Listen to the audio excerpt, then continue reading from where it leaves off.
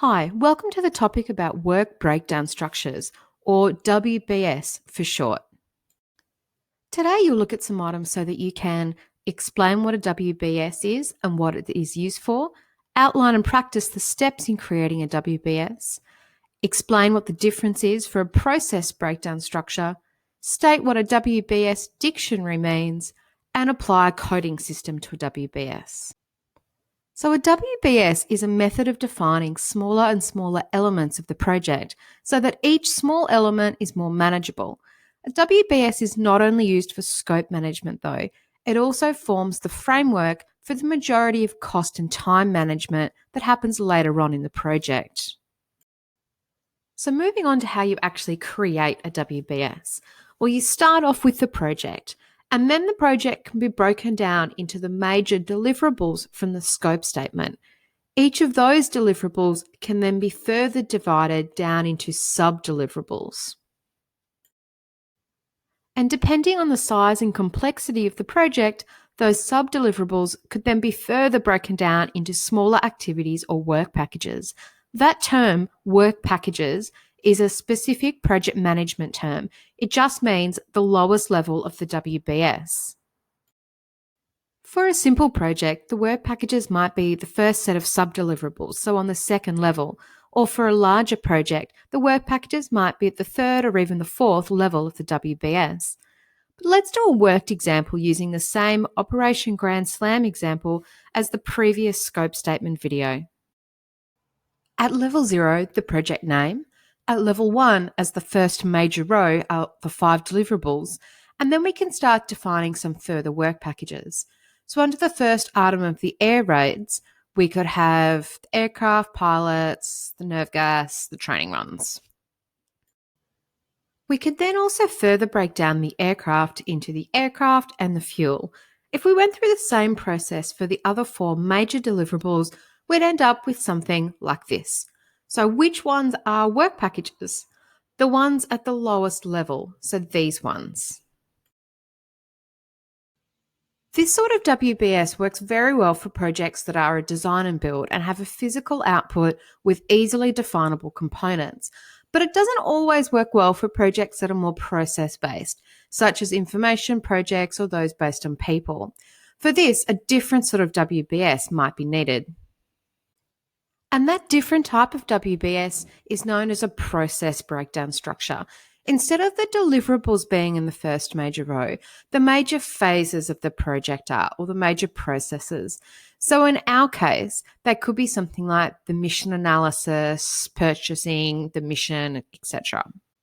And then we break down those processes into further outputs. It's important to note that the deliverables should still be included. They just sit somewhere else, and they are likely deliverables for each of the major processes. So our 5 formal deliverables from our scope statement could sit here instead. And then there would be work packages in the earlier phases that are related to those final ones that are the deliverables. So for example, for the break-in and the weapon detonation deliverable, there would have been some directly related mission analysis and design work packages. Each project will be different. Some will work perfectly with the standard WBS. Others will need a WBS that uses the project phases, and some might be a bit of a combo of both.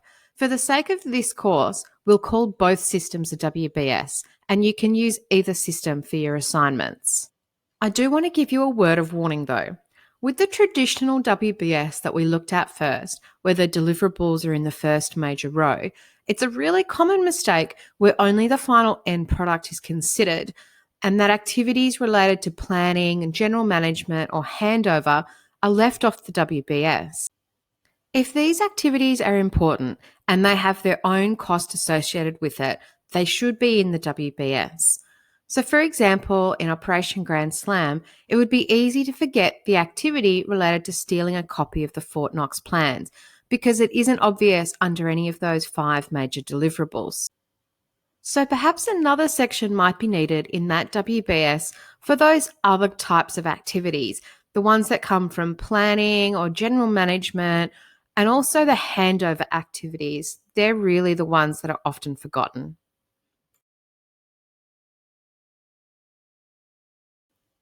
So before we move on, 2 key takeaway points when you're creating your WBS.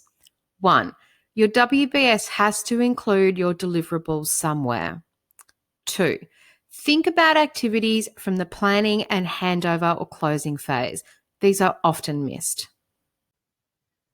It's worth pointing out that a WBS can quickly become hard to read when there are so many activities and work packages involved. When it gets to 20 or 30 boxes, it can be hard to keep it in the graphical chart format that we've seen so far. At this point, you can move it into a table format. This is exactly the same content and process. It just uses a table rather than the chart. A table format is always used for when a project creates a WBS dictionary, which is essentially the WBS and a written functional description next to each WBS item. The benefit of a full WBS dictionary is that it helps to avoid any confusion or doubt and gives a project manager somewhere to write a bit more about what each WBS work package or item actually means. The last step in creating a WBS is to put some codes in there.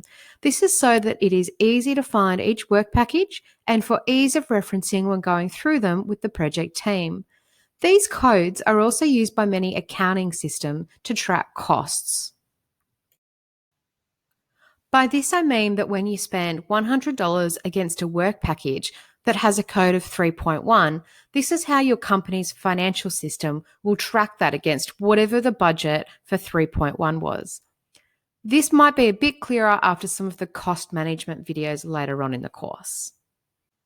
Realistically, every company will have its own system of coding a WBS, but the principles are all the same. Uniquely identify each work package and the section it belongs in. So at level 1, we have 1, 2, 3, 4, and 5. Looking at the second section here, we can then go 2.1, 2.2, etc. And on the third level, which is the lowest, we have 2.1.1 and 2.1.2. This same process is done for all of the rest of the activities. These coding systems are many and varied. There is no perfect system. So as long as it is logical, shows the structure of the WBS, and provides a unique identifier for each item within the WBS, it will work fine.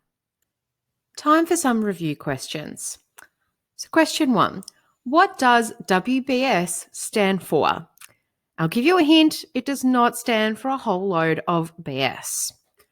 Question 2, what is a WBS dictionary? And question 3, practice creating a WBS for a simple event, say a romantic date or a weekend away with some mates. Bring your answers, particularly your practice WBS, to the next tutorial.